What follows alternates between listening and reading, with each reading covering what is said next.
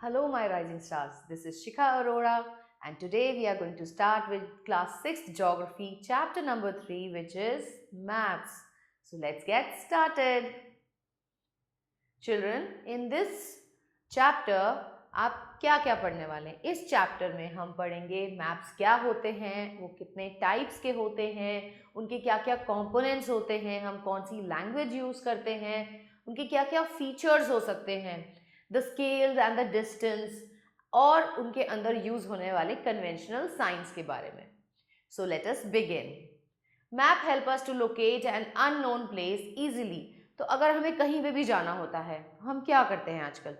हम अपनी गाड़ी से जा रहे हैं, अपना फ़ोन निकालेंगे, उसमें अपने मैप्स डाला हुआ है, मैप्स है उसके अंदर, ऐप है, उसको ऑन करेंगे, जीपीएस से हम इजीली किसी भी प्लेस को लोकेट कर सकते हैं. ये तो अभी की बात हो गई जो हम आजकल करते हैं. बट पहले, इससे पहले क्या किया जाता था? तो पहले लोग मैप्स की हेल्प लेते थे to locate the places. The word map has been derived from the Latin word mappa meaning napkin. तो आपको पता है ये मैप कैसा होता है, मैप किसका बना होता है? Map is a sheet of paper. तो बिल्कुल एक नैपकिन की तरह ही होता था, इसीलिए उसका नाम दिया, उसको हमने डिराइव किया from the word mappa. A map is a representation or a drawing of the earth's surface or a part of it drawn on the flat surface according to the scale. तो आप एक छोटे से paper पे आप पूरे अर्थ को represent कर सकते हो, अर्थ की ड्राइंग को आप रिप्रेजेंट कर सकते हो, या आप किसी कंट्री को रिप्रेजेंट कर सकते हो, आप किसी स्टेट को देख सकते हो, आप किसी स्टेट का मैप देख लो, आप किसी कैपिटल का मैप देख सकते हो. तो you can represent them on a sheet of paper. तो चिल्ड्रन, आपको पता है कि साइंस ऑफ मैप मेकिंग को क्या कहते हैं? Science of map making is called cartography, और जिस and was started by the Greek scholar Claudius Ptolemy. He is known as the father of cartography. Mercator and Horn were the first people to publish a collection of maps in the form of a book called Atlas. तो अब आपको पता चल गया कि आपके bag में रखी हुई एटलस किसने बनाई थी सबसे पहले. तो Atlas is a collection of map, और इसको एक बुक की फॉर्म में कंपाइल किया था मार्केटोर एंड हॉर्न ने. तो हम डिस्कस कर रहे थे कि जो एक मैप होता है, मैप के ऊपर हम अर्थ को भी रिप्रेजेंट कर सकते हैं, हम अर्थ के डिफरेंट डिफरेंट कंपोनेंट्स को दिखा सकते हैं, हम उसकी कंट्रीज कितनी हैं, कौन कौन से स्टेट्स हैं, उनके कैपिटल्स क्या क्या हैं, everything we can show with large number of details. आप बता सकते हो कि वहाँ पे टेम्पल्स कहाँ हैं, वहाँ पे रिवर्स कहाँ हैं, माउंटेन्स कहाँ हैं. तो छोटी छोटी डिटेल्स को हम इजीली मैप पे शो कर सकते हैं. मैप आर वेरी हैंडी और बहुत ईजी भी होते हैं कैरी करने में. अगर आपको अर्थ देखना है तो आप एक ग्लोब देख सकते हो. Globe is a form of a sphere, बिल्कुल वैसा ही होता है जैसे अर्थ होता है. तो लेकिन ग्लोब को हम हर जगह लेकर थोड़ी जा सकते हैं, लेकिन मैप को तो लेके जा सकते हैं. So map are easy, convenient to carry, जबकि ग्लोब कन्वीनियंट नहीं होता. ग्लोब हमें सारे फीचर्स बहुत अच्छे से दिखाता है, बट मैप हैंडी होते हैं. Map can be easily carried anywhere, और उनके ऊपर ज़्यादा इंफॉर्मेशन दिखाई जा सकती है.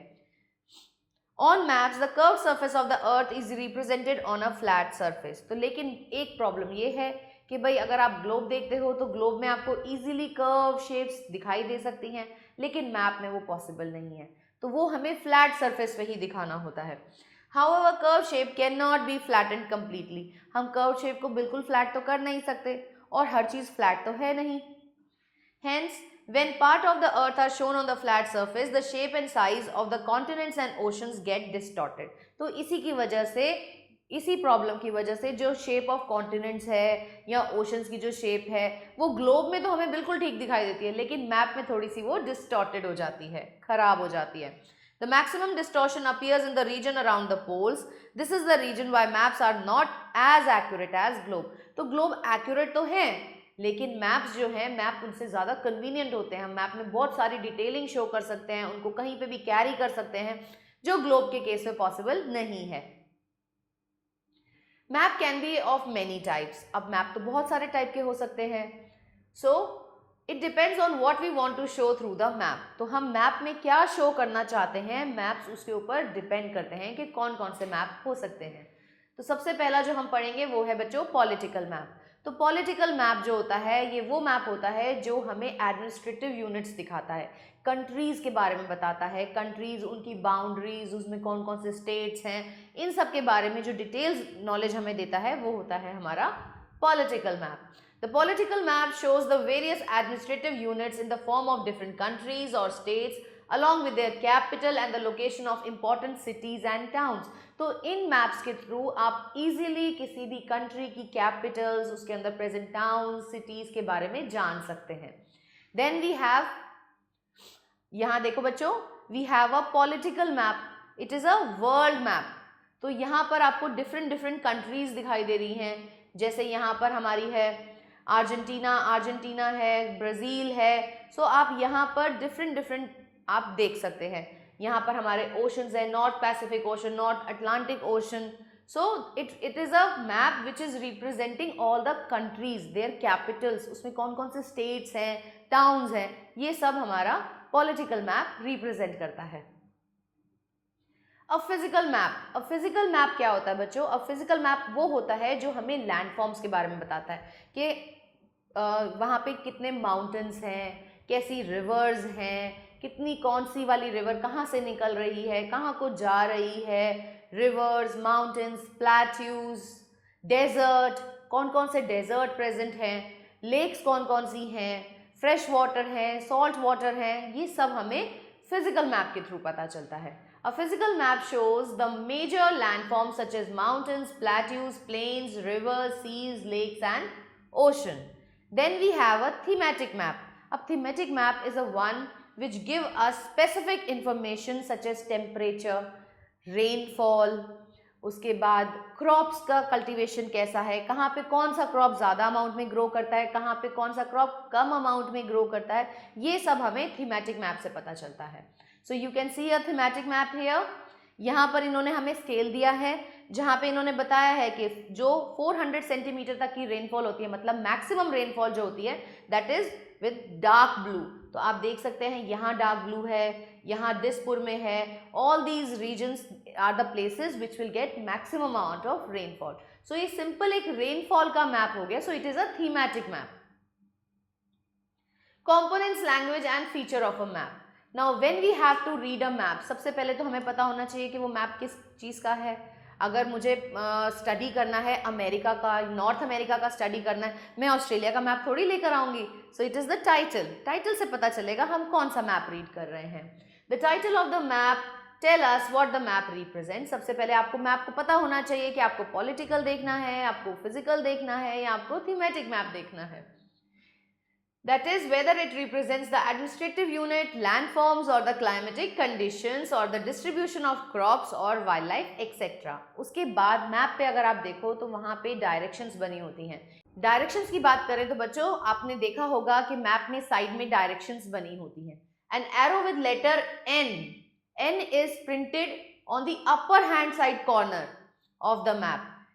N represent करता है नॉर्थ पोल, और ऐसे ही नीचे की तरफ को S लिखा होता है जो कि डिनोट करता है south pole.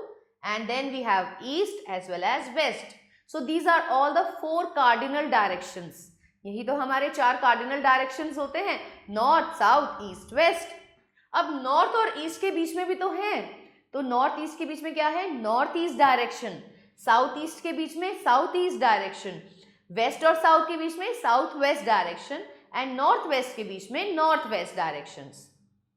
We can find the direction with the help of an instrument called magnetic compass. तो ये तो हमें ऑलरेडी पता है कि अगर हमें डायरेक्शंस फाइंड करनी है तो we require a magnetic compass. Compass हमेशा कौन सी डायरेक्शन में अलाइन रहता है? नॉर्थ साउथ डायरेक्शन में. Very smart kids. Scale and the distance. A map is a representation of a portion. एक पोर्शन को रिप्रेजेंट करता है. अब आप देखो, आपका इंडिया है, इंडिया इतनी बड़ी कंट्री है, and you represented on a small sheet of paper. तो ऐसे कैसे? हम क्या करते हैं, हम एक स्केल डिसाइड करते हैं कि हम 1 सेंटीमीटर का डिस्टेंस को we will be denoting it by 10,000 या 1000 किलोमीटर्स. तो हम मैप डिस्टेंस लेते हैं और ग्राउंड डिस्टेंस लेते हैं. तो इन दोनों का रेशियो जो होता है that gives us the scale. A map is a representation of portion of the earth's surface on paper. to represent a big area on paper, we use scale. This means that the actual distance on the ground is reduced to much smaller distance that can fit on the available sheet of paper. तो हमें जितना बड़ा map चाहिए उस हिसाब से हम अपना स्केल सिलेक्ट करते हैं. The ratio between distance on the map and the corresponding distance on the ground is called the scale of map. जैसे मैंने आपको अभी बताया, आपको अपने स्कूल जाना है, आपके स्कूल से डिस्टेंस जितना भी है आपका, किलोमीटर्स में है, मीटर्स में है, तो आप क्या कर सकते हो, आप उसको रिप्रेजेंट करने के लिए आप सेंटीमीटर्स में ले लो और उसको आप रेशियो बना लो किसके साथ, किलोमीटर्स के साथ. For example, the distance between your school and your home is 10 kilometers. You can represent 10 kilometer distance as 2 centimeter on the map. This means that 1 centimeter of the map will represent 5 kilometers. Therefore, the scale of the map will be 1 centimeter to 5 kilometers. The scale of the map is determined on the basis of size of the earth surface being represented on the map. तो आपको कौन सा area represent करना है. अगर आपको छोटा area represent करना है तो आप कम का स्केल लीजिए, आपको बहुत बड़ा एरिया लेना है तो आप उस हिसाब से स्केल मैनेज करते हैं. If we know the scale of the map, we can find the actual distance between two places shown on the map. Yes, बहुत easily show कर सकते हैं हम. अगर हमें पता हो कि इस मैप का स्केल क्या है तो हम easily बता सकते हैं कि ये कितना एरिया रिप्रेजेंट कर रहा है. On this basis, मैप दो टाइप के हो सकते हैं. One is small scale map and one is large scale map. अब स्मॉल स्केल मैप जो होते हैं ना, ये लार्ज एरियाज जैसे कॉन्टिनेंट्स हो गए, कंट्रीज हो गई, उनको पेपर पे रिप्रेजेंट करते हैं. For example, 4 centimeter of the map can represent 400 kilometers on the ground. Such a map is called as a small scale map. अब लार्ज स्केल मैप जो होते हैं ये छोटे एरिया को डिनोट करते हैं, लाइक टाउन्स, विलेजेस, सिटीज, उनको रिप्रेजेंट करते हैं हम इनसे. सो इन दिस केस हम स्केल ले सकते हैं. 4 centimeter on the map can represent 400 meter on the ground. So such type of maps are called as large scale map. और लार्ज स्केल मैप्स के हम अंदर ज़्यादा डिटेलिंग दे सकते हैं क्योंकि हम एक छोटी सी एरिया को डिफाइन कर रहे हैं. जब हम छोटे से एरिया को डिस्क्राइब कर रहे हैं तो उसके अंदर की डिटेलिंग्स हम इजीली उसमें डाल सकते हैं. सो लार्ज स्केल मैप्स के अंदर हम ज़्यादा डिटेलिंग डाल सकते हैं as compare to that of a small scale map. Method of showing scale on map. इससे पहले बच्चों देखिए, Nowadays science has made locating places and direction very easy. ये तो आप सभी को पता है. कैसे? सभी के हाथ में है आजकल तो स्मार्टफोन. जीपीएस ऑन किया और चल दो जहां जाना है. तो अब मैप्स को शो करने के कौन कौन से मेथड्स हैं.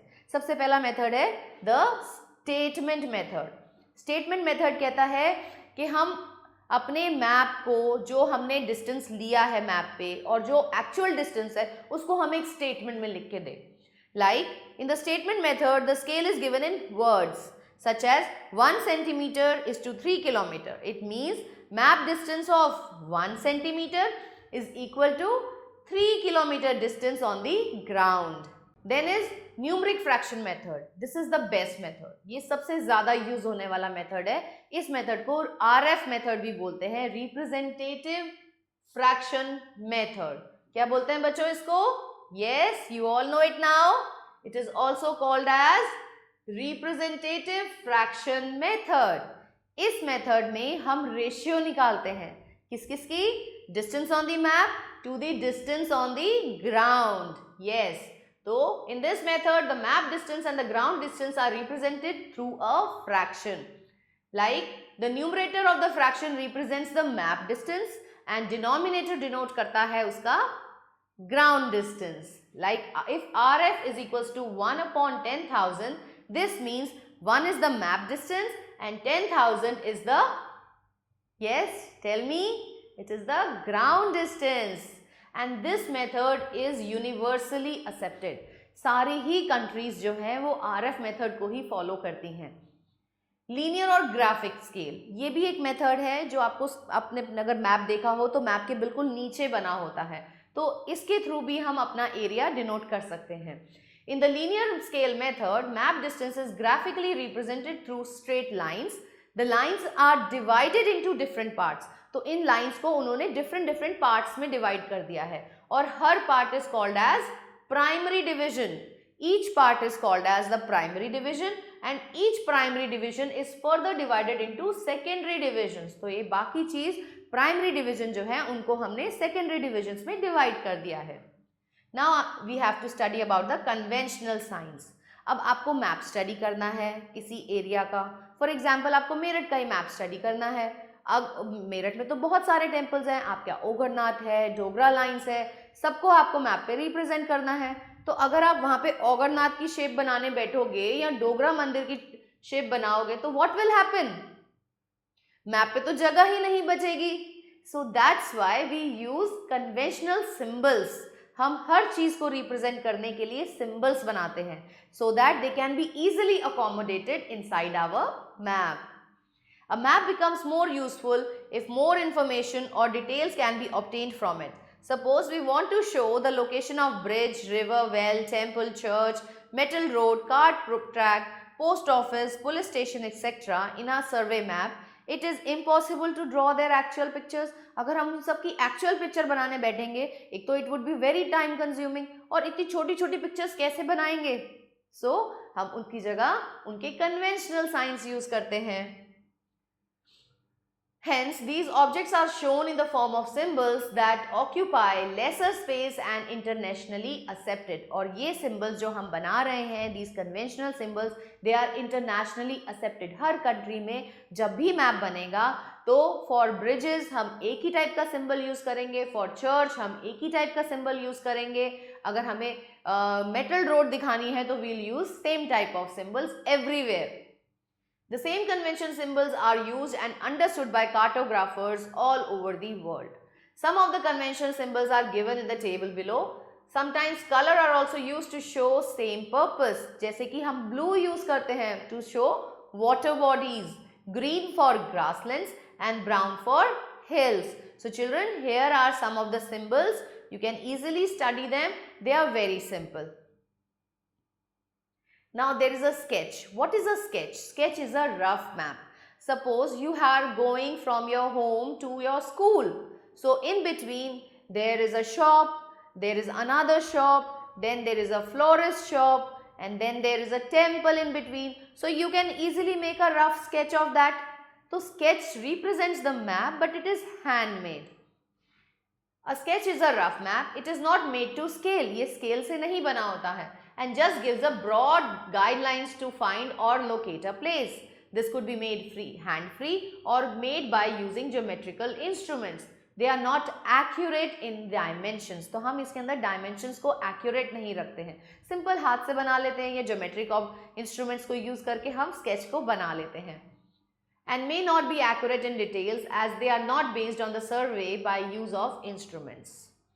Now, जैसे फॉर एग्जाम्पल आपने यहाँ पे दिखाया, आपको सुभाष रोड है बीच में, then you have a car parking here, then you have a Red Rose Road here, plotted houses हैं, Cherry Street, Indian Dairy, Rawat Home Residence, Gallery Shopping Arcade. So you can show the detailing. छोटी छोटी details हम उसमें डाल सकते हैं कि भैया मेरे रास्ते में फ्लोरिस्ट की शॉप आ रही है, मेरे रास्ते में there is a dairy there, there is a temple there. So you can show them in the form of a sketch.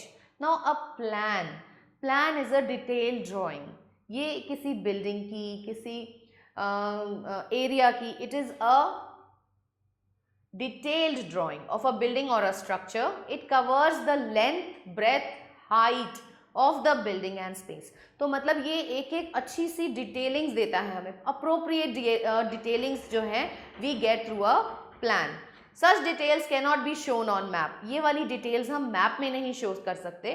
And these are different for each structure. Normally architects make plan for houses, building, factories and offices etc.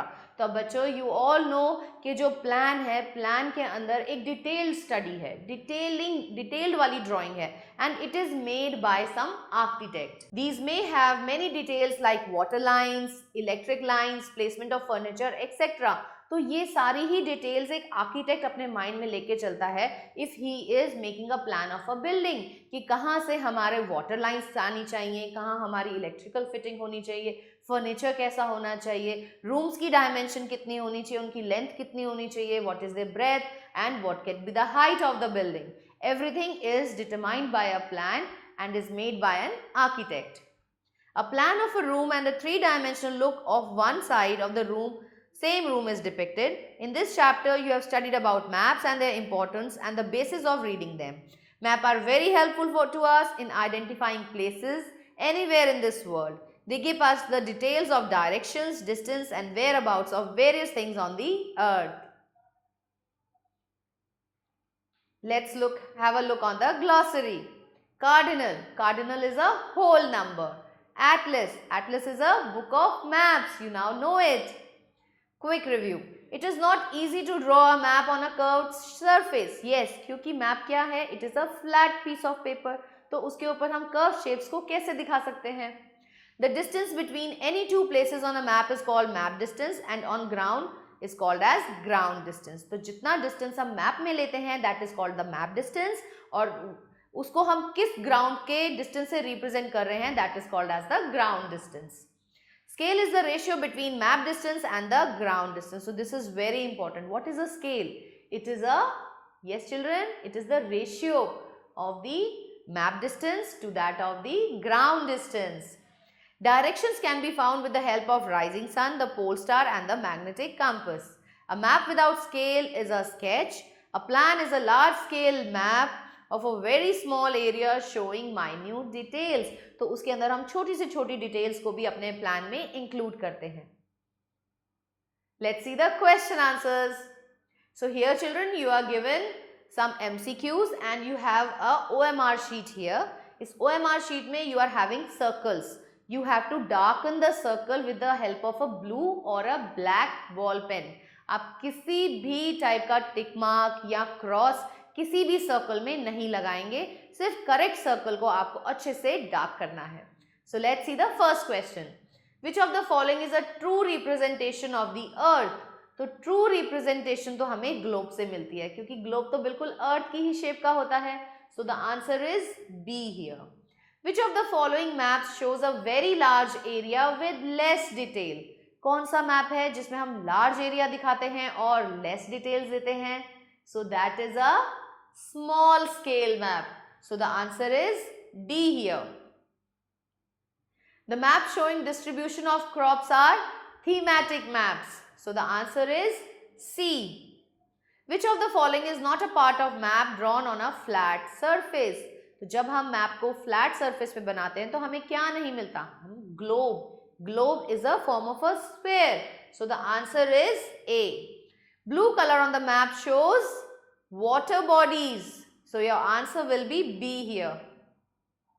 Fill in the blanks. Dash map shows the boundaries of countries or states. तो कौन सा map है बच्चों? You already know it now. Yes, very good. It's the political map. 4 principal directions are called cardinal points. So what are they called? Yes, you all know the answer. The first answer is your political map, then it is the cardinal points. Dash is the most common instrument used to locate direction. You all know it very well. It is the compass. We cannot see the entire dash at a time. We cannot see the entire earth at a time. Scale is a ratio between map distance and ground distance.